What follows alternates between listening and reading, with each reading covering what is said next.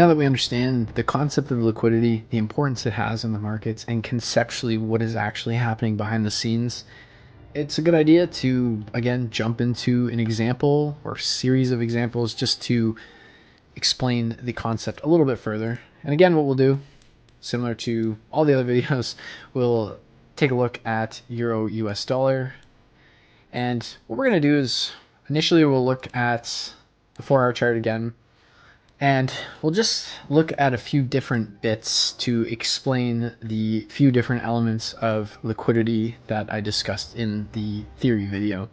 So what we can see is as prices moving to the upside, we start creating a series of equal lows. What ends up happening, price sweeps those equal lows. We come down in because we've tapped into this pool of money that's starting to exist. And why is this happening? And we can come up with that for a couple different reasons. What we can see is we've started to tap into a daily structural point. So we're looking at people who are selling. We have a double bottom right here. So we're looking for people who are buying. This is just an overall range, which is in essence a creation of liquidity or a creation of orders. And then what ends up happening, we'll just zoom in so we can actually see it a little bit clearer. Again, create some equal lows. We sweep those equal lows, which just means this move to the downside, this wick specifically, taps into all of the orders and money that exists right here before we rebalance price and continue pushing to the upside. And then when we continue on, what we can see is we have swing structure. And what we can see if we move on, again, we have swing structure here. We're starting to see the substructure. And what we can see is as we're creating substructure, we're creating swing lows. And what's happening when we break these lows? Well, we're just tapping into all of the orders that existed within this spot. Create swing low, we tap in, we sweep, we've rebalanced price, and we continue moving to the upside yet again. Again, similar situation here. We create equal lows. We have this range right here, but again, we have equal lows.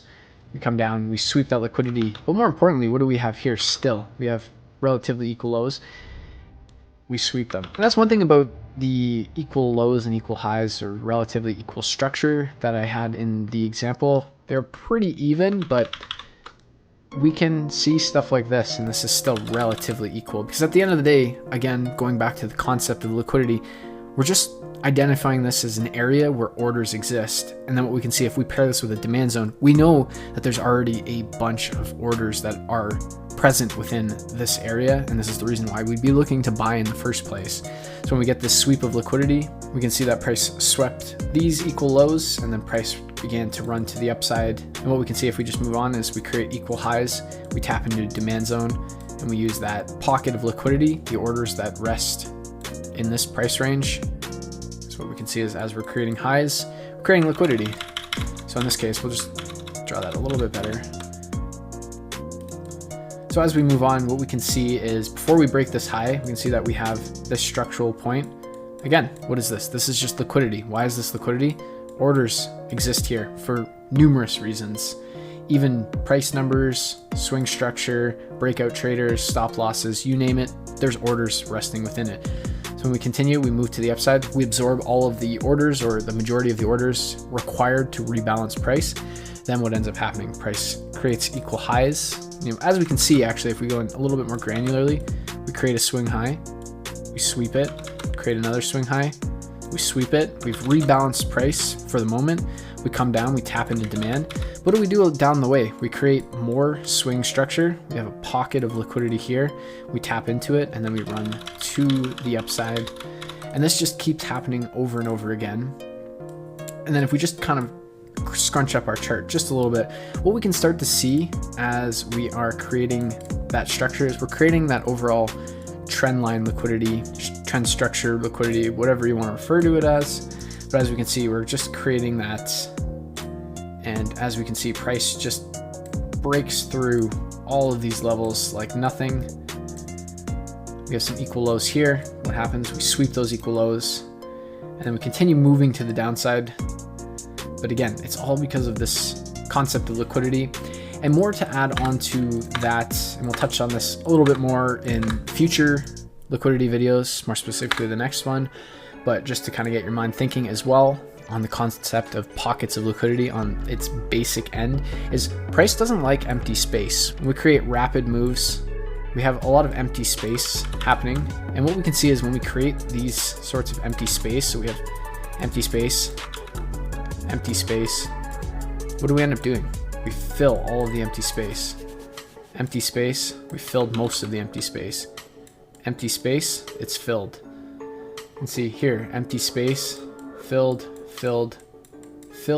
swept. Empty space filled, empty space filled, empty space filled, and then the upside and the downside, empty space. What is all of this? That's all empty space. And look what ends up happening.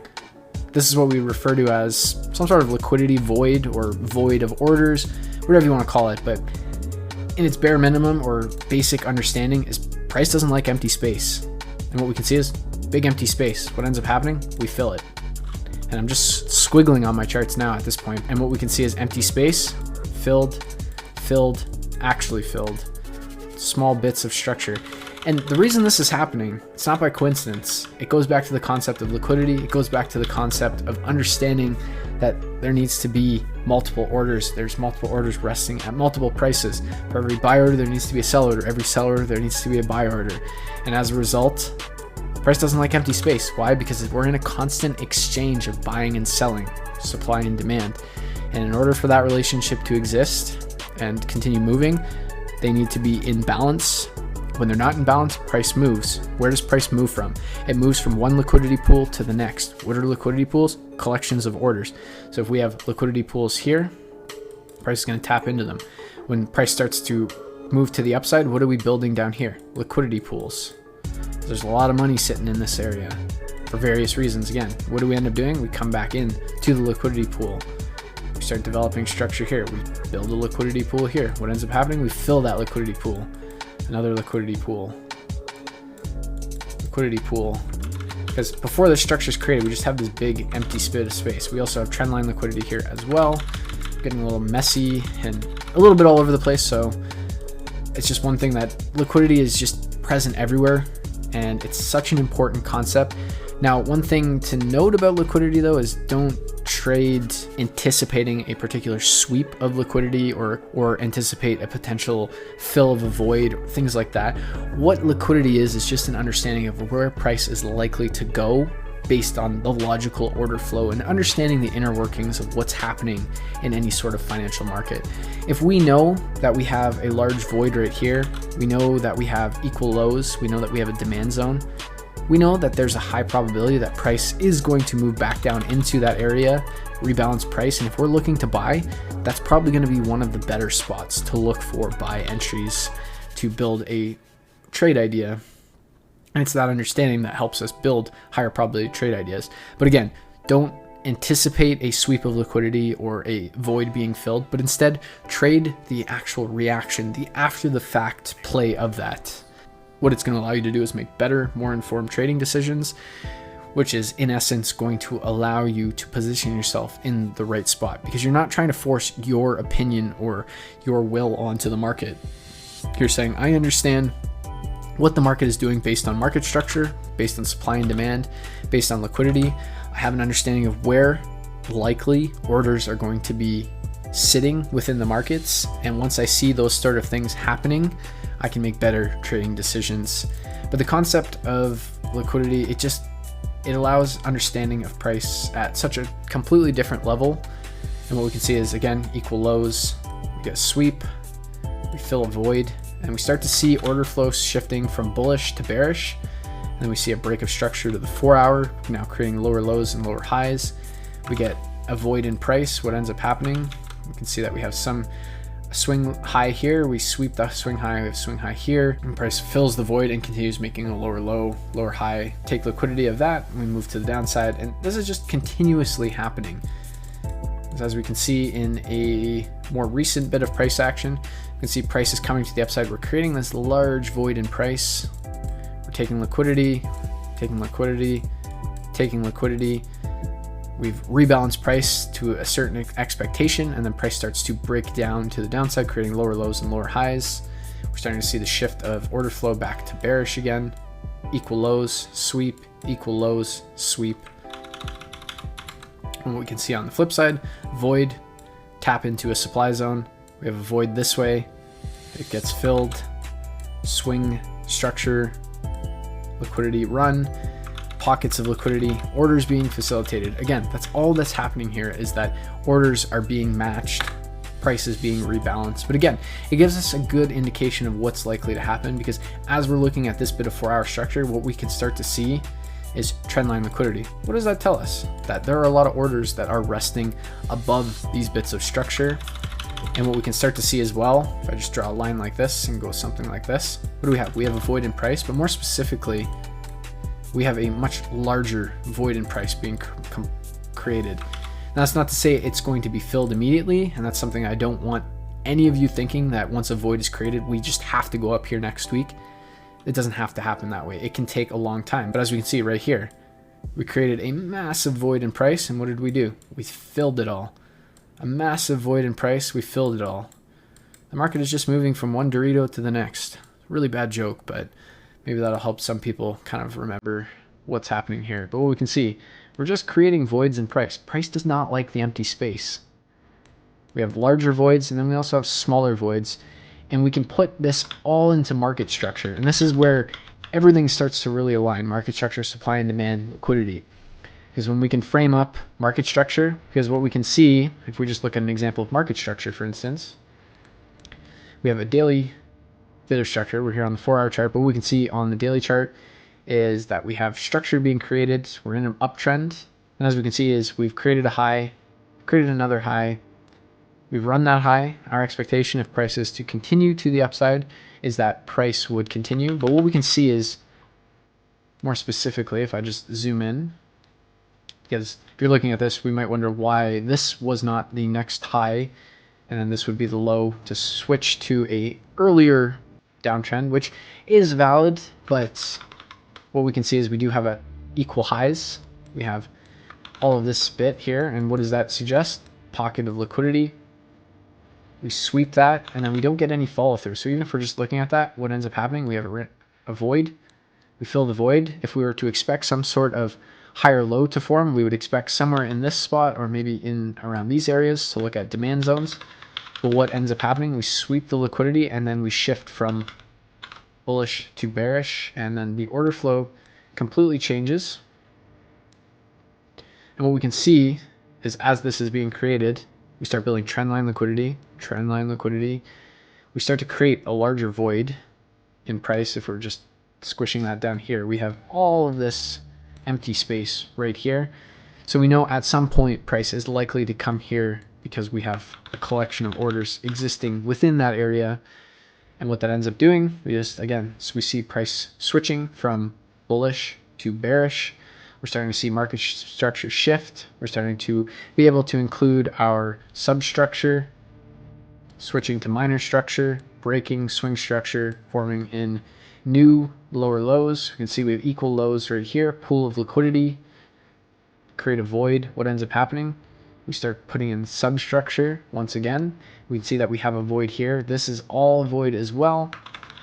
So chances are we have high probability that price is likely going to gravitate somewhere in this area. This is where we pair market structure, and this is where we pair supply and demand zone, and this is where we understand liquidity, because what we can see is we have swing highs, swing highs, swing highs, swing high, supply zone, and then what is this above? It's a daily supply zone. So what we can see from all of that is price taps into the supply zone. We tap into liquidity that rests above all of these swing highs. What does this also do? It completes the void that is resting right here. Again, the simplest terms, and I just want to keep reiterating this so it doesn't go over anybody's head, and trying to simplify things as much as I possibly can. As all of this structure is being created, what's just happening above it? Orders. Simply put, orders are being created in this area. That's why the void is created. That's why we see a sweep of all of these highs. We pair it with a supply zone. We pair it with the fact that now the daily has switched from bullish to bearish. We've seen a change of character. We're starting to read market structure. And we're able to come up with an overall high probability trade solution or trade idea. Of course, if we're looking at it from a 4-hour bit of structure, we can see that we do create an uptrend But again, this is where multi-time frame market structure comes into play, because we're starting to create what looks to be a break of structure to the upside. But then when we pair that with liquidity and understanding supply and demand and market structure, if I go up to the daily chart, we go to this spot right here, and what we can see if we just go to the daily chart and zoom in, we can see this a little bit more clearly with a little less noise. We have a structural high, a structural high. What does this candle right here do? It sweeps these structural points. We have a daily supply zone that price is tapping into.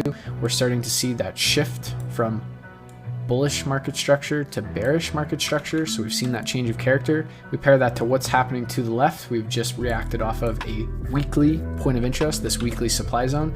So we're starting to see that there's a catalyst for price to switch order flow. And now we're starting to use market structure, supply and demand, and liquidity to understand what's likely to happen. Again, we react off of this supply zone, but then when we go into the 4-hour chart, we can look at this.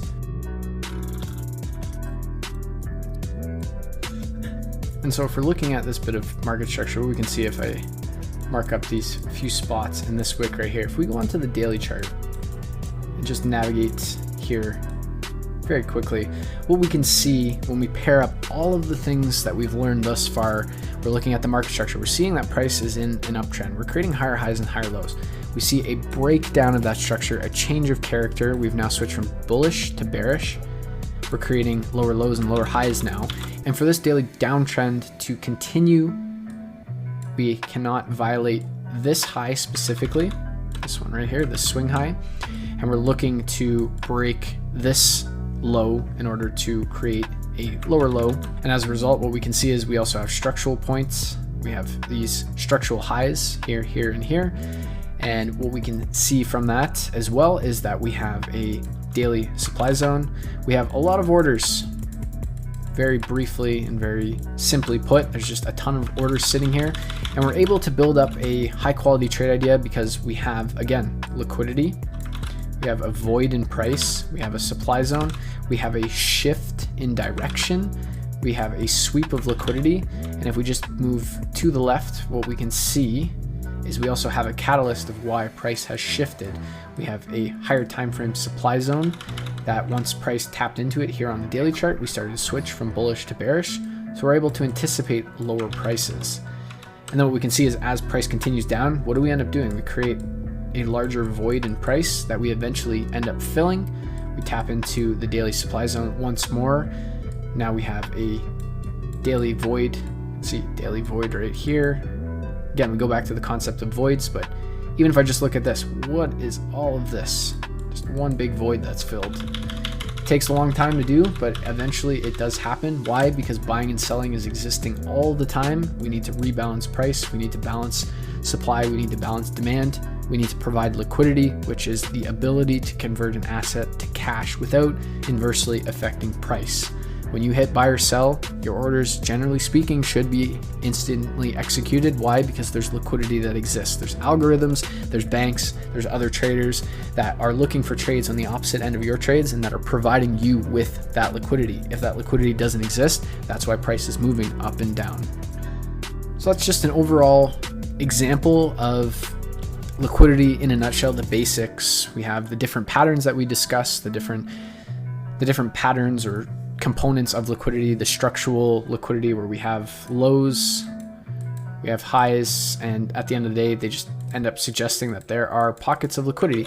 What does all of this liquidity end up creating? It creates voids of liquidity or simply orders. All that's happening here are just orders that exist for a multitude of reasons. We have trendline liquidity, we have more voids, more trendline liquidity, because at the end of the day, that's all that's happening. We're just moving from one liquidity pool to another. We're using supply and demand and market structure to understand the imbalance. We're using market structure to understand the overall trend so that we can be on the right side of order flow.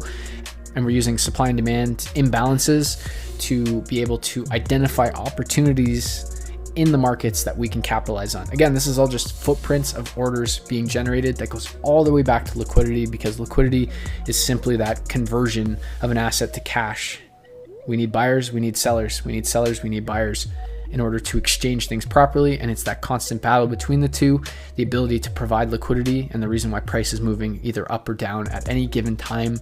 And that's how we're able to derive our edge by, again, creating the understanding of market structure to establish trend, using supply and demand to be able to identify when imbalances between supply and demand exist and areas that we can look to piggyback off of the imbalance of those orders, and then being able to use the concept of liquidity to understand where price is more than likely to be drawn to at any given time as it rebalances price to facilitate orders at various price levels.